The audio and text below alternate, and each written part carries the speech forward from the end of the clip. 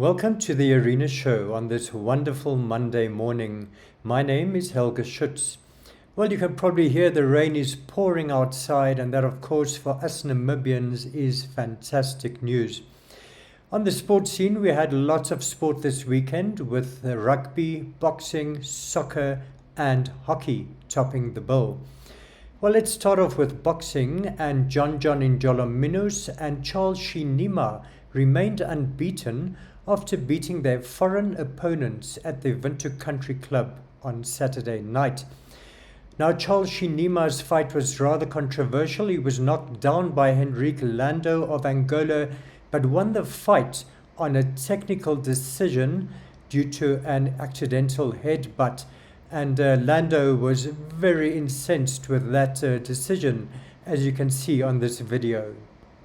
It was after 5 rounds that we had an accidental headbutt on one of the boxers. This means we go to the scorecard for the 5 rounds, and the winner will be announced as the points leading. In the 5 rounds, Judge Zamora scored about 48-47. Judge Emmanuel Francis scored about 50-45. Judge Trevor Jacobs scored about 49-46 after the 5 rounds. For the winner by technical decision, Charles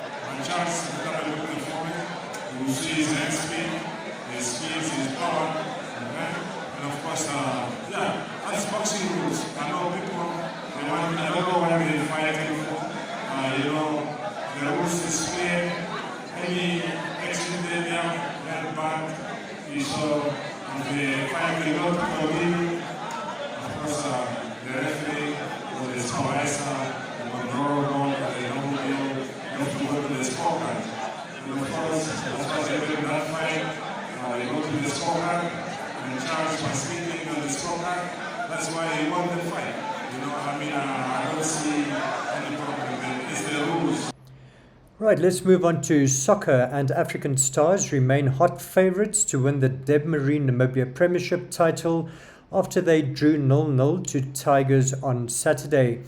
Well, their closest rivals, Blue Waters, lost 4-0 to Life Fighters in Otjiwarongo and are now 14 points off the pace.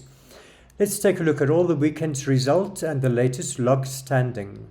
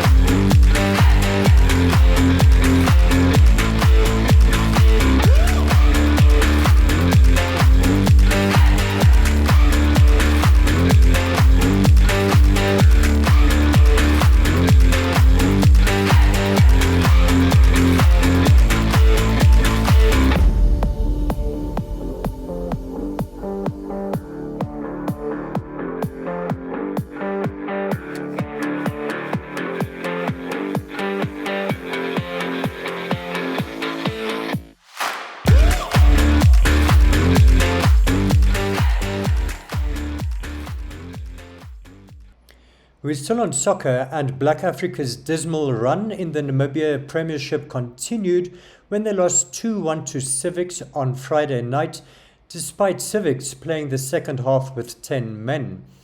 My colleague Enoke Kaumba spoke to BA coach Brian Isaacs and civics coach Jerry Zimmer, so let's hear what they had to say.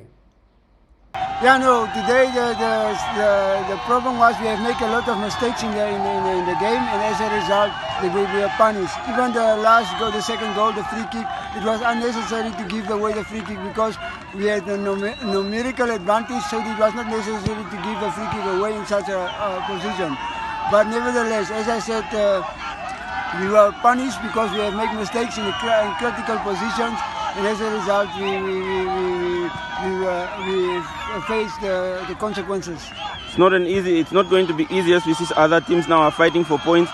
Just maybe how has the events of this week affected today's match? You know, we've seen letters coming in, Black Africa saying that they can't come and show up and all of that. How did that I affect? don't think that will have any effect on the players because on the field we were training as we were preparing for the game, so that was not part of the training sessions.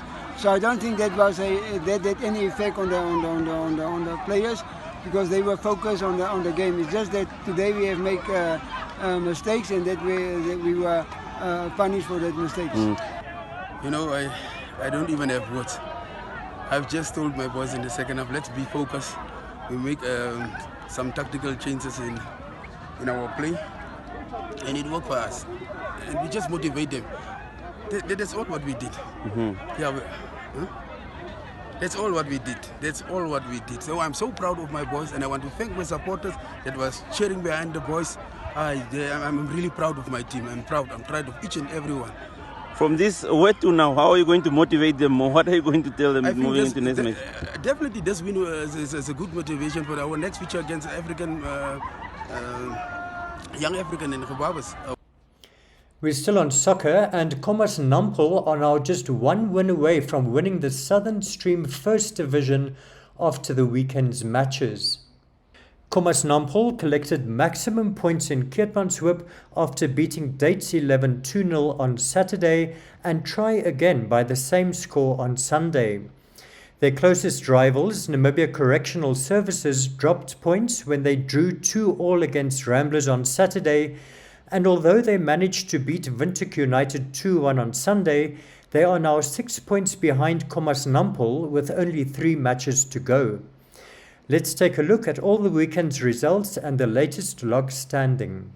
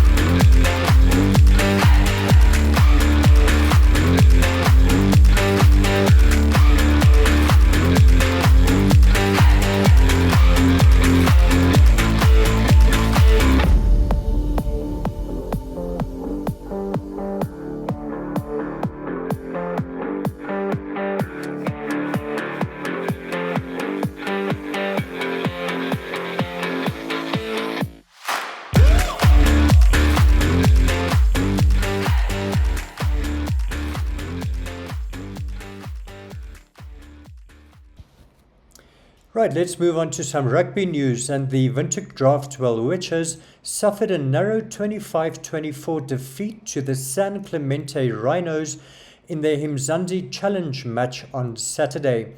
Well, after the game, I spoke to Witches captain Prince Gausep, so let's hear what he had to say.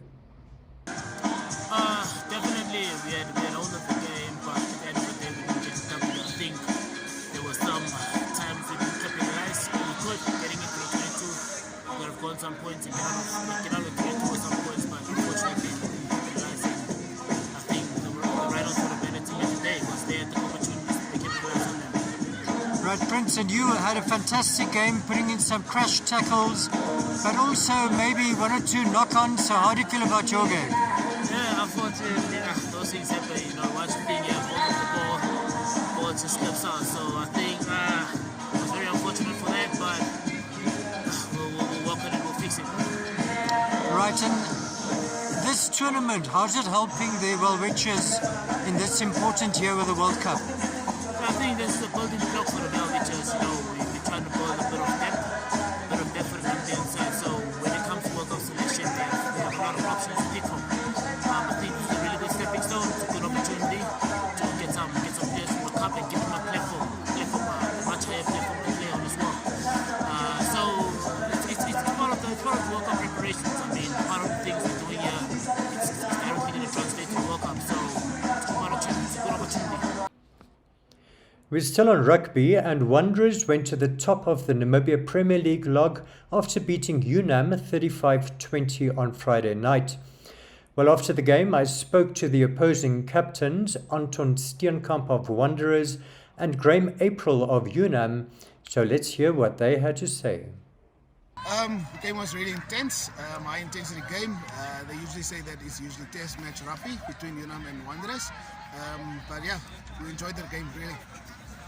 Right, you went behind quite far, but then a great second half comeback that Berry started, and you pushed a lot, but you couldn't get through. So, what went wrong in that second half? Would you say?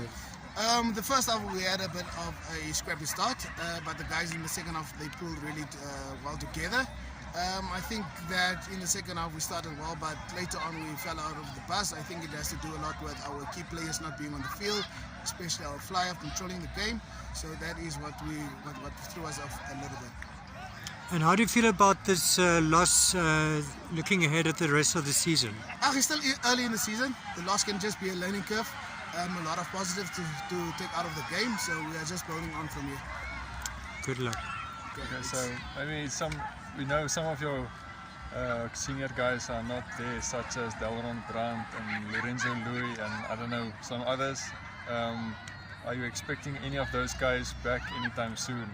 It's difficult to say at this moment because a lot of our players, like you mentioned, Delron Brandt and Lorenzo Louis, they are out with injuries and underwent operations.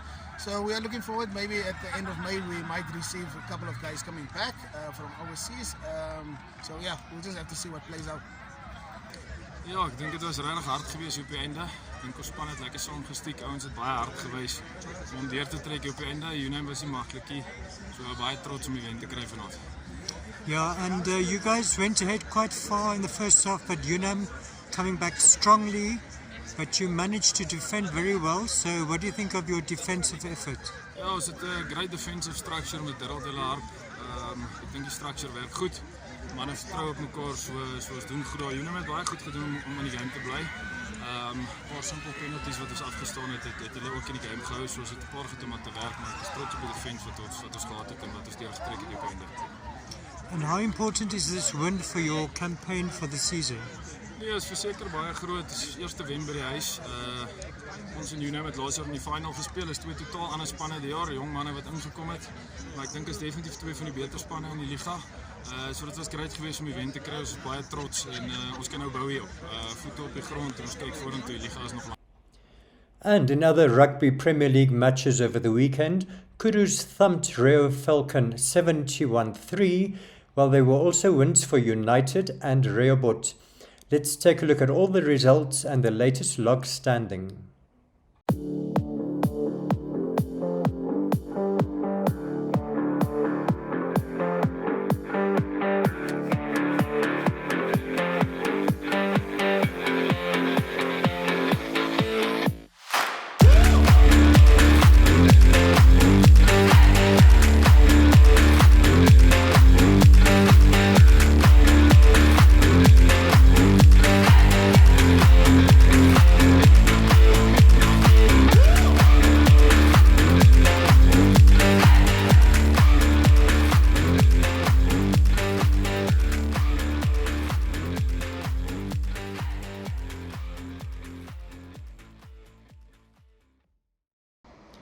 And finally, some hockey news, and the defending Indoor Premier League men's champions, Windhoek Old Boys, got their Indoor League campaign off to a winning start when they beat School of Excellence 2-1 on Saturday.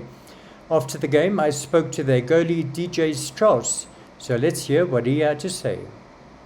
It was our first game of the season. It was very tough. Everyone stepping up their hockey school of excellence had a brilliant game. They had a lot more opportunities than we did, kept me quite busy in the back there. But my first game for my new club, I'm very happy with the win. Right, interesting. As you mentioned, your new club, we know you as a DTS player, but now with Windhoek Old Boys. So why did you change? I was at DTS for 20 years, and it's nothing. It was a move for myself in my hockey. Just a high level of practicing, more seniors at the Old Boys Club, and a change of scenery. I mean, we're a small country, and even smaller hockey community, and just a bit of change of scenery to keep the competition high on all sides. Right, DJ, and we also know you, of course, you had a great tournament at the World Cup in Pretoria. So will you still be playing for the national team for quite a while? I'll still be around for quite some time. You guys are not getting rid of me yet. Like I always say, you don't get old when you get old, you get old when you stop, and I'm not stopping. Great, well, good luck. And that brings us to the end of this week's show. I hope you enjoyed it. Well, have a great week. So from me, Helga, it's goodbye till next week.